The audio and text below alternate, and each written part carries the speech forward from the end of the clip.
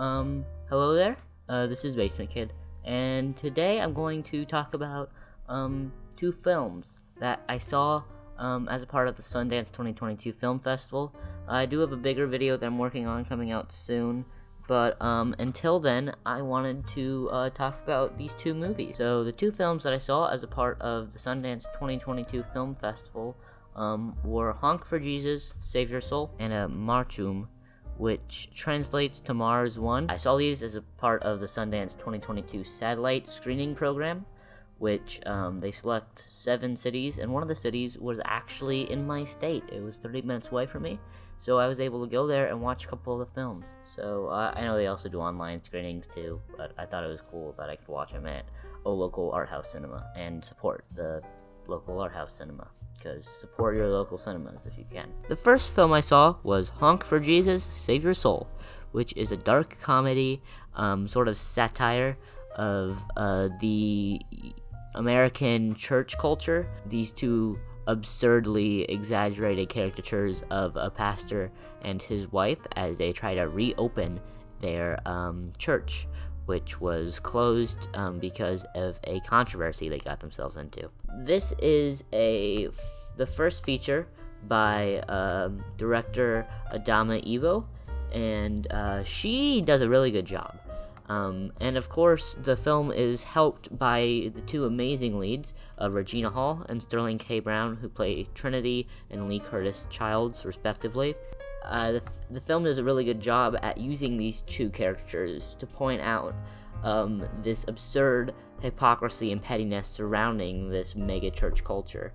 And at first, I didn't really like the mix between mockumentary and traditional filmmaking. In a mockumentary, of course, it's like a mock-style documentary, so the camera is there in universe. Characters are actually being filmed in universe.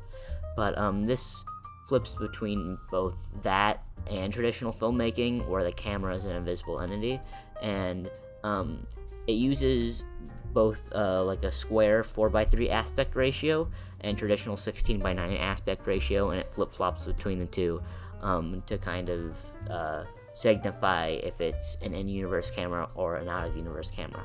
And at first, I thought that this might be jarring and would only be used as like a crutch as the film, like, oh, well, the mockumentary crew can't film this, but we sure can, because I don't really think it hurts the film. I think it actually works. It kind of just uses it to point out the differences between the on-camera and the off-of-camera style that these two characters, use. Like, they're not the same persons that they portray themselves to be. They're much different people. And I think that really works. It really uses these two different types of filmmaking to its advantage. I felt like there were certain moments where the film was kind of like pushing the cringiness of these characters a little bit too hard. Again, I don't want to spoil anything, but it sometimes really just felt like they were doing, like, oh, haha, funny people doing funny things, just to get a laugh out of the audience, which it was a funny film, and I will admit that I laughed several times, and the rest of the audience laughed several times.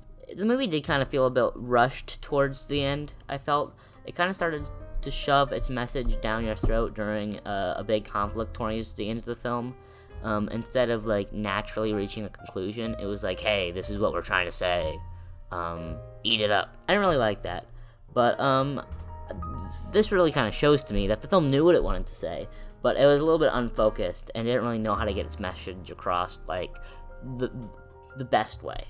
But I don't know, I feel like this is a really promising feature from Adama Evo, and I'm excited to see what her future holds as a filmmaker. And yeah, I'm gonna give this one a 7 out of 10. I liked it quite a bit.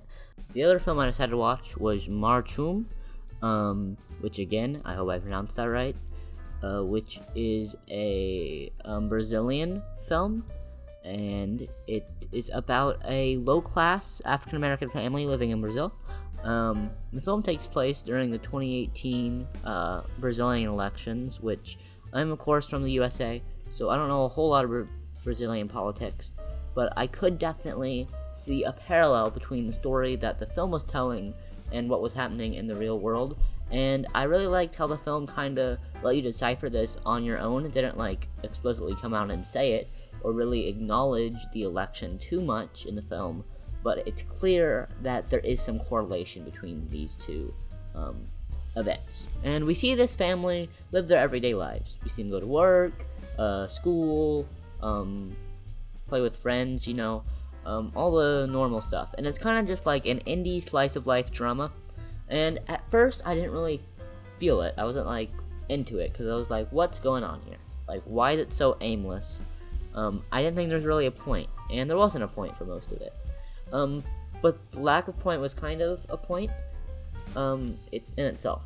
Again, without spoiling anything, the ending, the climax of the film is kind of able to tie it all together. It really reinforces what the message of the film is trying to say, which is one of hope and togetherness.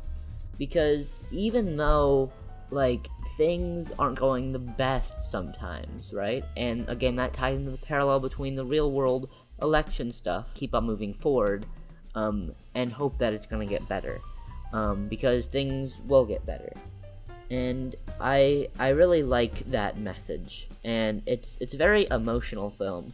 It becomes very emotional as it goes on, because you get really invested in this family's life, and as things start to happen and you see the film unfold, you start to feel kind of bad for some things that are happening in the family, but ultimately, you leave the film with an optimistic feeling. You aren't, like, sad that things didn't work out all the time, but you're optimistic for what the future holds and what's going to happen, because things will get better over time. You just gotta let things happen. And it's a very emotional experience that I was able to connect with a lot, and I really like this one. And I'm gonna give this one an 8 out of 10. So thank you for watching and listening to my opinions.